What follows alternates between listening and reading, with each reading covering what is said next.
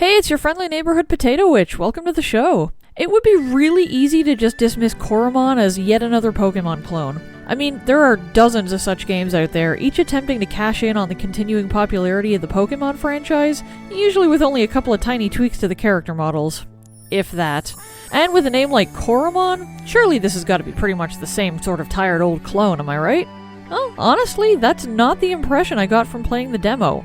Yes, absolutely, the game has plenty in common with Pokemon and clearly takes deep inspiration from the franchise and its history, but to me, Coromon felt more like a love letter to the franchise rather than an attempt to ride the coattails of its popularity.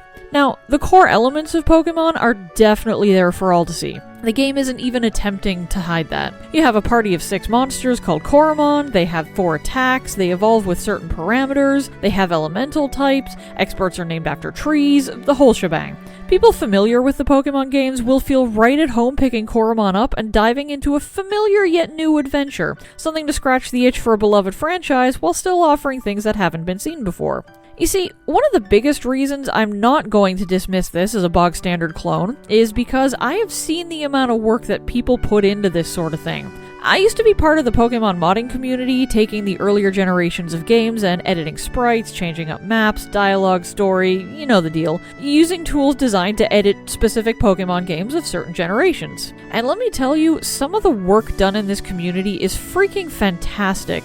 And I've thought before that the only thing stopping them from going somewhere is the fact that those games, however much is changed, are still mods of an existing game. They can't be legally sold, the people who worked on them get no money back from their endeavors, they get nothing back beyond satisfaction and some publicity, even if damn near everything about the game is changed except for the game's core engine. So, if I can consider Pokemon mods as valid games in their own right, then so too is this. Hell, if the fan game Pokemon Uranium can be considered a proper game because it wasn't a mod and had a ton of original designs, then there is no reason to relegate Coromon to the status of a mere clone. Anyway, Coromon itself does have many elements that would be familiar to Pokemon fans, as I said, but it's a solid game with its own unique story. Rather than be on some generic quest to collect a bunch of gym badges and prove yourself to be a league champion and then finding yourself sucked into an actual story along the way, Coromon throws you in with the story from the beginning. You, as the player, are told that you seem to have some particular talent as a Coromon trainer, so rather than waste that talent by having you go out into the world and just capture Coromon like everyone else, you're going to... Excuse me, what? Capture the essences from Titans? I'm fairly sure that I didn't sign up for stealing bits of the souls of the gods that came before the gods, but okay, you know best, I guess. But if I get smashed to pieces, I'm blaming you. So, I take a personality test to get matched up with the best starter Coromon for me, and that turns out to be the Ice-type Cub-Zero. I can technically still pick a different one if I want, but I'll go with the one that I'm apparently best suited with after, describing my ideal first date? Okay, sure, you know what, I'm not gonna question it too deeply. So, me and Cub-Zero go out into the wider world to get stronger, catch other Coromon by somehow putting them into technologically advanced fidget spinners, and start our quest to track down some Titans and steal their souls, because there's no way this could backfire. Nope, not at all. Also, wow, would you look at that delightfully derpy reaction face whenever I get into a wild battle? That face will never get old.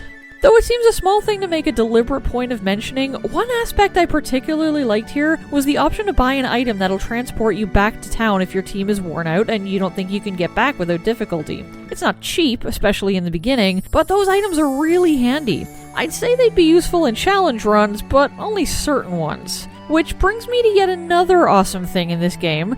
Challenge runs are built into it. Coromon has difficulty levels ranging from the easiest, which gives you a few advantages like full healing after a level up and lower item cost at stores, to harder ones that culminate in essentially a Nuzlocke run without the option of recall items to teleport you home in a pinch.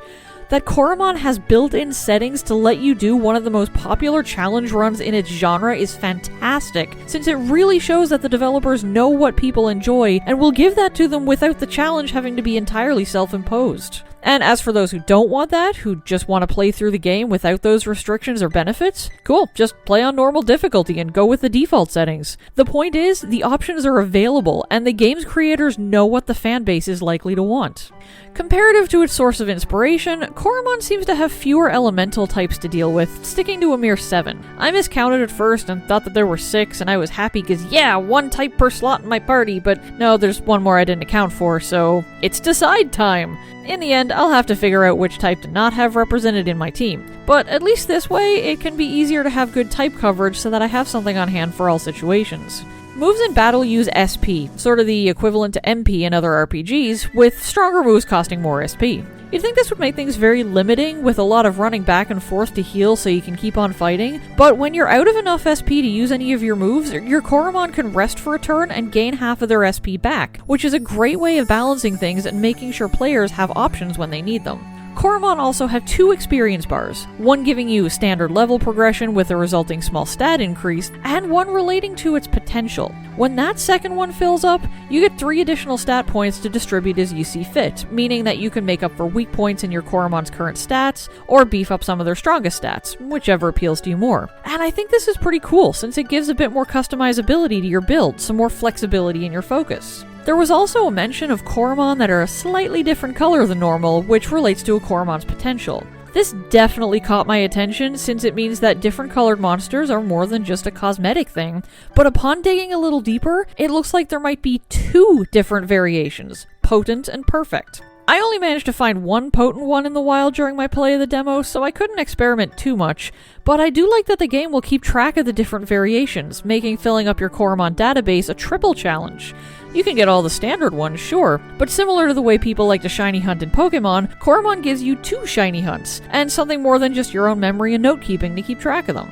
The more I played the demo, the more it really became clear that a lot of work was put into this indie game.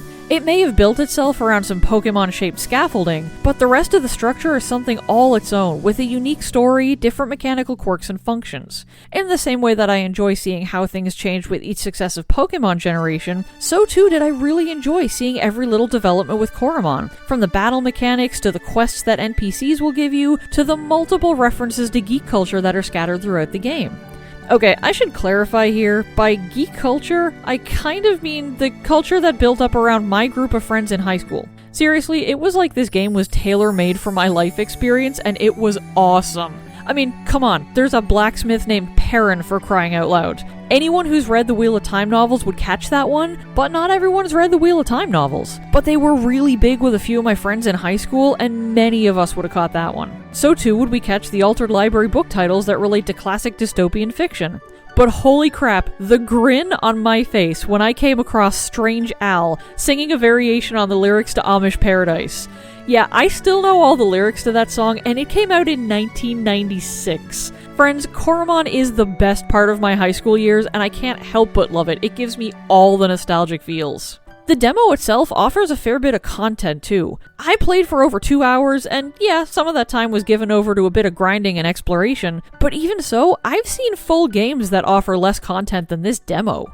Now, this being a demo, things might change before the final release, but it's my hope that the bulk of what I've seen so far remains unchanged because it is good, and it very much got my attention. I am absolutely interested in the final release. The demo did exactly what I insist a good demo should do, and that is make me want to play the full game. Even if nothing mechanical changes between now and then, I'm still down for playing the full version because I really liked what I saw here. As I said, it feels like a proper love letter to the Pokemon franchise, a game made by fans who wanted to capture bits of the franchise's classic glory days while still adding their own unique perspective, and it really works. I want to see where all this goes, where the story leads, what other mechanics might be introduced as I keep playing. I want to lose myself in Coromon the way I've lost myself in other monster-catching games over the years. Friends, if you're fans of Pokemon and also want to check out an indie developer's personal spin on what can be done with this sort of core concept when applied to a different story and setting, then absolutely give Coromon a try. The demo's available on Steam right now, and there is so much to it that is really worth enjoying.